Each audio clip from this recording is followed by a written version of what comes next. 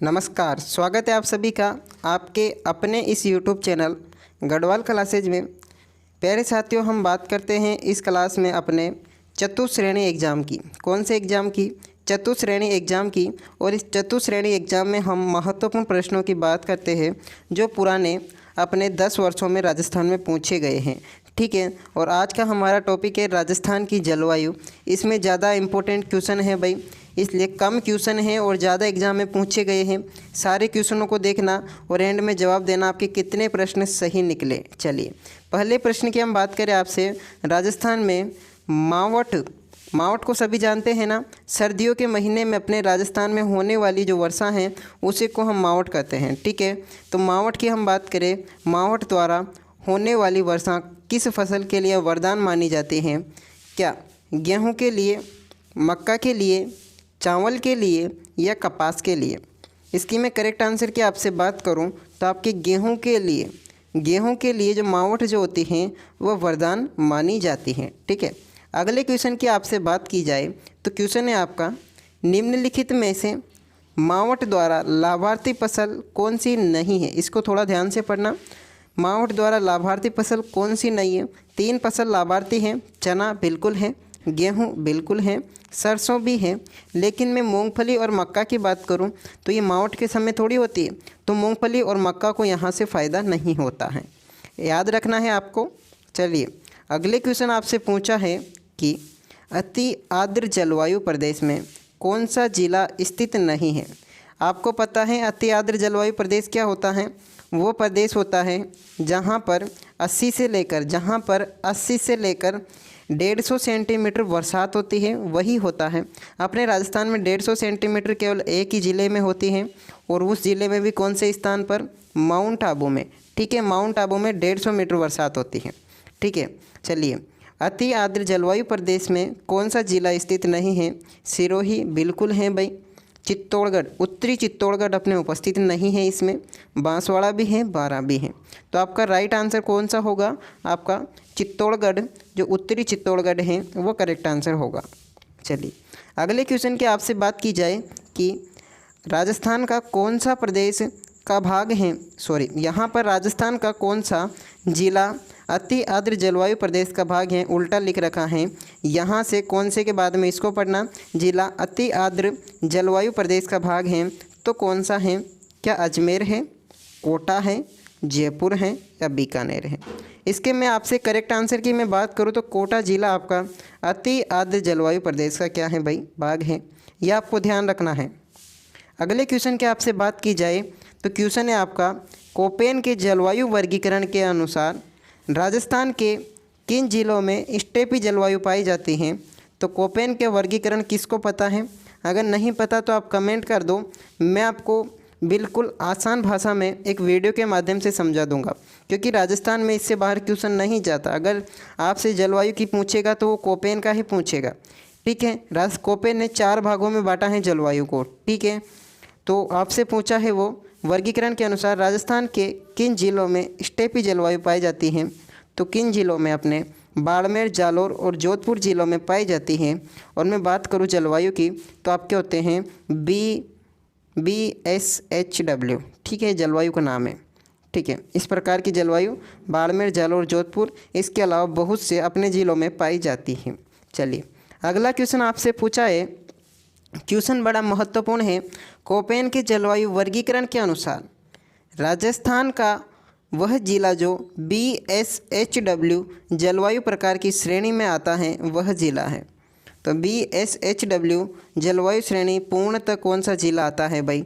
तो जोधपुर है अपना, वैसे देखा जाए तो नए ज़िलों के अकॉर्डिंग, लेकिन अभी आंकड़ों में जो है वो नहीं कहा गया है, इसलिए क्वेश्चन के बारे में हम कुछ नहीं बोल सकते। तो क्वेश्चन है ही गलत है, बोनस मिलेगा। नए ज़िलों के अकॉर्डिंग आपका जोधपुर हो सकता है, अभी हो सकता है ये। ठीक है, चलिए, अगला क्वेश्चन आपसे पूछा है, कोपेन के वर्गीकरण के अनुसार गंगानगर और हनुमानगढ़ में, बीकानेर में किस प्रकार की जलवायु मिलती है? तो गंगानगर, हनुमानगढ़, बीकानेर में अपने कौन से प्रकार की जलवायु मिलती है भाई? तो BWHW पहला ही ऑप्शन आपका करेक्ट होगा। कोपेन के वर्गीकरण के अनुसार BWHW अपने गंगानगर, हनुमानगढ़, जैसलमेर, बीकानेर में प्राप्त होती है। ठीक है, ये थोड़ा ध्यान रखना है आपको। ये 4 प्रकार हैं कोपेन के। अगला क्वेश्चन आपसे पूछा है कि राजस्थान में निम्नलिखित जलवायु प्रदेशों में से कौन सा सबसे कम वार्षिक वर्षा वाला प्राप्त होता है। तो वह कौन सा भौतिक प्रदेश है या वह कौन सा जलवायु प्रदेश है जहाँ पर सबसे कम बरसात होती है भाई। ठीक है, तो कौन सा प्रदेश है अपना, तो BWHW जो अपने जैसलमेर वाला प्रदेश है ना, वहाँ पर सबसे कम हमें क्या देखने को मिलते हैं, बरसात देखने को मिलती हैं। चलिए अगला क्वेश्चन है अपना, महत्वपूर्ण क्वेश्चन है कि कोपेन के वर्गीकरण के अनुसार निम्न में से किस जिले में CWG प्रकार की जलवायु पाई जाती है। CWG प्रकार की जलवायु ये भी कोपेन के वर्गीकरण के अकॉर्डिंग आता है। आपको कोपेन का वर्गीकरण याद होना चाहिए आपको, अगर आपको चतुश्रेणी में अपना पेपर क्लियर करना है। एक क्वेश्चन कोपेन के वर्गीकरण से 100% आएगा भाई। ठीक है, तो इसका करेक्ट आंसर आपका होगा भरतपुर। ठीक है, कौन सा होगा, भरतपुर। पहला ही ऑप्शन आपका करेक्ट आंसर हो जाएगा। बांसवाड़ा बिल्कुल नहीं है, सीकर CWG में नहीं है, हनुमानगढ़ भी नहीं है, यह आपको ध्यान रखना है। चलिए हम बात करें इस बांसवाड़ा, सीकर, हनुमानगढ़ की, तो ये कौन से में है, AW में है भाई। कौन से में, AW में है। ठीक है, चलिए हम बात करें अगले प्रश्न की। महत्वपूर्ण प्रश्न है, राजस्थान के रेतीले शुष्क मैदान और अर्ध शुष्क मैदान की समवर्षा, यानी कि राजस्थान में शुष्क और अर्ध शुष्क को कौन सी समवर्षा रेखा द्वारा बांटा गया है। तो क्या 20 सेंटीमीटर द्वारा, 30 सेंटीमीटर द्वारा, 10 सेंटीमीटर द्वारा या 25 सेंटीमीटर द्वारा। इसके मैं आपसे करेक्ट आंसर की बात करूं, शुष्क और अर्ध शुष्क को अपने राजस्थान में 25 सेंटीमीटर वर्षा द्वारा बांटा गया है। यह आपको थोड़ा सा ध्यान रखना है। अगले क्वेश्चन की आपसे बात की जाए, सबसे महत्वपूर्ण आज का सबसे महत्वपूर्ण क्वेश्चन है, यही आपका चतुश्रेणी में छपेगा। एग्जाम भी देख लो, आप गिनते गिनते पागल हो जाओगे, इतने एग्जामों में पूछा है। निम्नलिखित में से कौन सा समय जो मानसून प्रत्यानयन, जब यहाँ से मानसून गुजरता है तो कब वापस लौटता है और राजस्थान में उस मानसून से कितनी बरसात होती है। तो इसकी मैं बात करूँ तो प्रत्यानयन मानसून है 10% बरसात होती है। और कब लौटता है ये आपसे पूछा है, तो कब लौटता है ये, क्या अक्टूबर से मध्य दिसंबर में लौटता है, दिसंबर से फरवरी में लौटता है, मध्य जून से सितंबर में लौटता है या फरवरी से मध्य जून में लौटता है। मैं बात करूं अक्टूबर से लेकर मध्य दिसंबर तक अपने राजस्थान में मानसून क्या होता है, फिर से लौटता है बरसात करा के। उनसे जो भी पानी बचता है 10% वो अपने राजस्थान में बरसात कराता है। यह आपको ध्यान रखना है।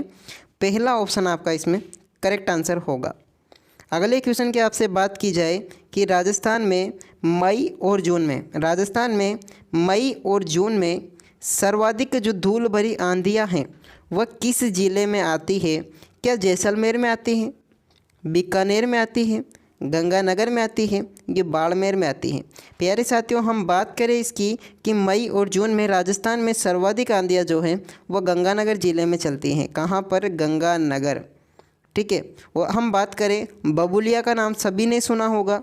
बबूले क्या होता है, बबूले चक्रवात के का छोटा रूप होता है। जो छोटे छोटे जो धूल के भंवर बन जाते हैं उसी को हम बबूलिया कहते हैं। वह भी मई और जून के महीने में होता है। सर्वाधिक होते हैं गंगानगर में। गंगानगर में धूल भरी आंधियाँ सर्वाधिक चलती हैं भाई। अगले क्वेश्चन की आपसे बात की जाए कि सामान्यतः राजस्थान में दक्षिण पश्चिमी मानसून की अवधि होती है और दक्षिण पश्चिमी मानसून जो होता है उसी को हम अरब सागरीय मानसून कहते हैं। इसकी सबसे महत्वपूर्ण बात ये है अरब सागरीय मानसून की, ये अपने जो अरावली के पश्चिमतम इलाकों जो होते हैं वहाँ पर बरसात नहीं कराते हैं। ठीक है, अपने पश्चिमतम इलाकों में बरसात नहीं कराते हैं। इसका सबसे बड़ा कारण है वहाँ पर अरावली का न होना। अवरोधक कोस्ट भी नहीं है, इसलिए वहाँ पर ये बरसात बहुत कम कराते हैं।